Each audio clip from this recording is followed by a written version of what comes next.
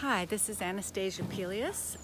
Today I'm doing the JFG TV Takeover. We're at my studio on Magazine Street in New Orleans. It's a sunny day. It's usually very noisy out here, but things are pretty quiet right now. We are going to have a short studio visit, and I'll show you some things and won't do too much talking. All right.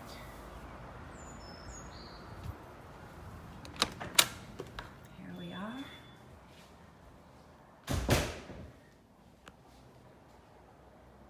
My studio. Here's a recent sculpture that some of you may have seen. It rocks.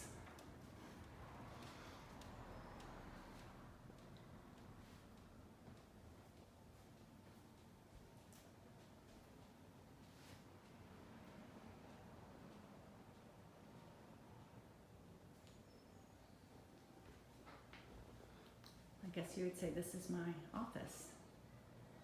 So the studio smells, I wish you could smell it because it smells really wonderful. It smells like a combination of a Greek church and an artist studio. So Greek incense and turpentine.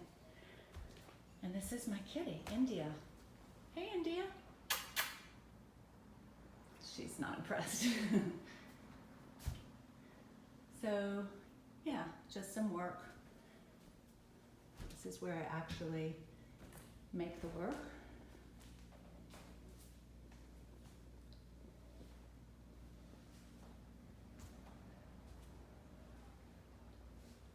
This is a project I will probably talk to you about tomorrow, and it involves this bag of sheep hair.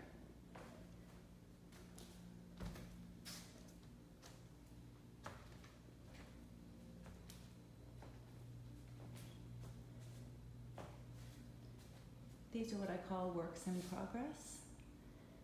As you can see, the work right now consists of me sitting and looking and thinking, or try not to think actually. But I will start those paintings very soon.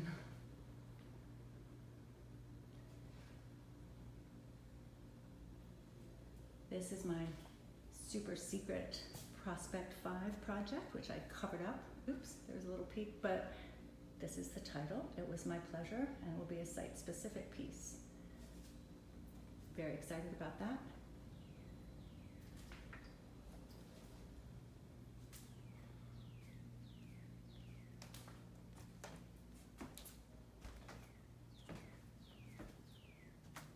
We have the painting storage area.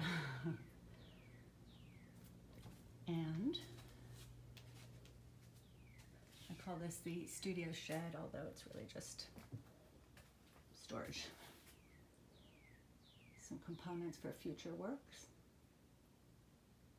and storage.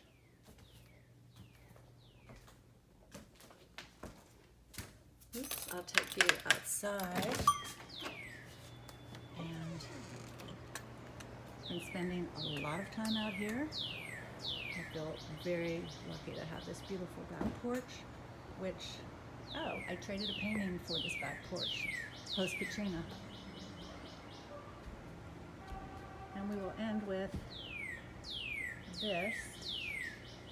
this sculpture called Lo Mama, which was from my last show at Jonathan Ferrara in, whenever that was, 2017, no, 19, sorry, 2019. All right, and we'll look at some more stuff tomorrow. See you again, bye.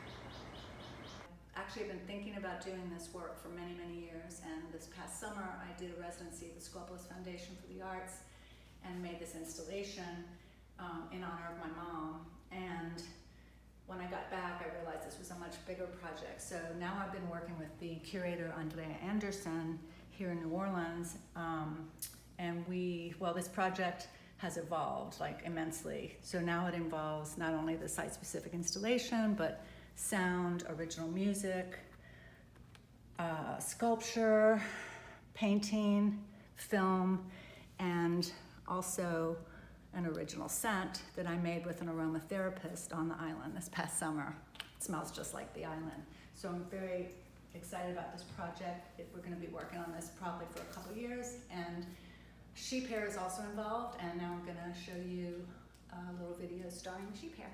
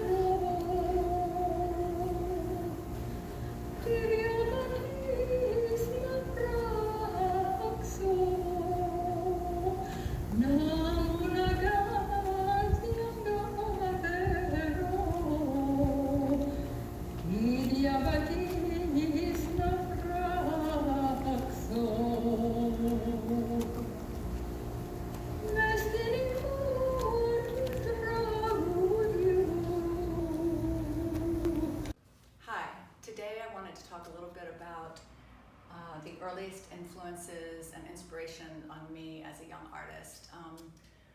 I think I first met the German Expressionist, who I absolutely loved. I loved the strong emotional content, the urgency in their work, and then they led me to the Abstract Expressionists. I particularly loved Kirchner, Austrian Expressionist Egon Schiele, and of course de Kooning was a big favorite, Pollock.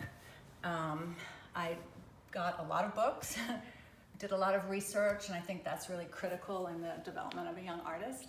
And I fell hard for these guys, but what I'm really taking note of today is, while this was the beginning of my art making process, today my work is so much about the female experience, and it just proves like the strange evolution that one's work might take.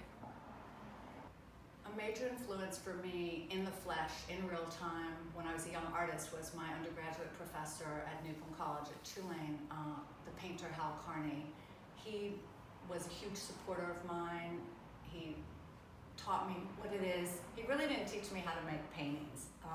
We talked about that kind of stuff, but he more taught me what it means to be an artist. And that was invaluable, and I took him very seriously. So after I graduated, I brought some of these works on paper, oil stick on paper. These are all from the early 80s. And I brought him 5 or 6, and he was kind of dismissive. He liked the direction, but he said, come back when you have 200. So it kind of pissed me off, but then I realized all he was really saying is keep making the work, make good work, make sincere work, and everything will fall into place.